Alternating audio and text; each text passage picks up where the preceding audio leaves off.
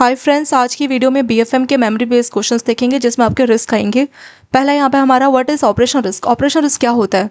It is a risk from adequate, इनएडिक्वेट और fail, यानी बैंकों का जो सिस्टम है, सिस्टम फेलियर हो गया या कोई स्टाफ ने कुछ गलती की, कोई स्टाफ ने फ्रॉड कर दिया, तो उस वजह से जो रिस्क होता है उसको बोला जाता है यहाँ पे हमारा ऑपरेशन रिस्क। सेकेंड है आपका what is exchange risk. Exchange risk क्या होता है? एक्सचेंज जो भी फॉरेन एक्सचेंज है, जैसे बैंकों की कुछ ब्रांचेस है फॉरेन एक्सचेंज में जो डील करती है, फॉरेन जो करेंसी है उसकी वैल्यू अप या डाउन होने की वजह से बैंकों को ये रिस्क फेस करना पड़ता है।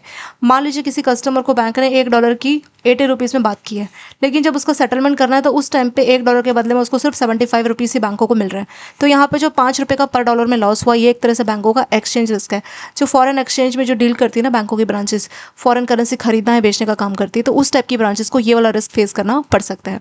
नेक्स्ट आपका क्रेडिट रिस्क। क्रेडिट रिस्क का मतलब क्या होता है कि जो बोरोवर है या तो उसकी इनेबिलिटी है, इनेबिलिटी मतलब उसके पास पैसे ही नहीं है, नो मनी, या फिर अनविलिंगनेस, पैसे हैं पर वो जानबूझ के जो है ईएमआई नहीं पे करना चाहता। किसी भी केस में चाहे उसके पास पैसे नहीं है या पैसे है पर वो चाहता नहीं है, तो उस केस में काउंटर पार्टी यानी जो कस्टमर है वो अपनी ऑब्लिगेशन पूरी नहीं करता, उस ट्रांजेक्शन की जो ऑब्लिगेशन उसको पूरा नहीं करता, तो उसकी वजह से क्रेडिट रिस्क होता है। जैसे कस्टमर की हर महीने ईएमआई जानी है, अब कस्टमर ईएमआई नहीं पे करता है, पे करने से मना करता है, तो वो हो जाएगा बैंकों का क्रेडिट रिस्क।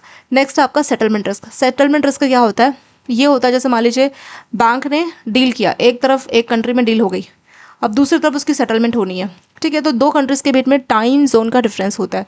क्योंकि दो कंट्रीज़ के बीच में टाइम जोन का डिफरेंस होता है, उस टाइम जोन का डिफरेंस होने की वजह से एक कंट्री ने तो डील कर ली है, पैसे से दे दिए, दूसरी कंट्री को करेंसी भेजनी है, उससे पहले ही वहाँ पे कुछ प्रॉब्लम आ गया, तो यहाँ का टाइम जोन कुछ है, वहाँ का टाइम जोन कुछ है, तो दो कंट्रीज़ में टाइम जोन के डिफरेंस होने की वजह से उनका सेटलमेंट पूरा नहीं हो पाता। सेटलमेंट मतलब बैंक ने पैसे भेजे पर उसको फॉरेन करेंसी मिल नहीं पाई, क्यों? क्योंकि उस कंट्री का टाइम जोन डिफरेंट था, कल भेजना था, करेंसी बेचनी थी, लेकिन उससे पहले ही वहाँ पे क्या हो गया, कुछ वॉर हो गया, कोई प्रॉब्लम हो गई जिसकी वजह से वो सेटलमेंट पूरी नहीं हो पाई। सो इस टाइप के रिस्क को बोला जाता है दोस्तों सेटलमेंट रिस्क।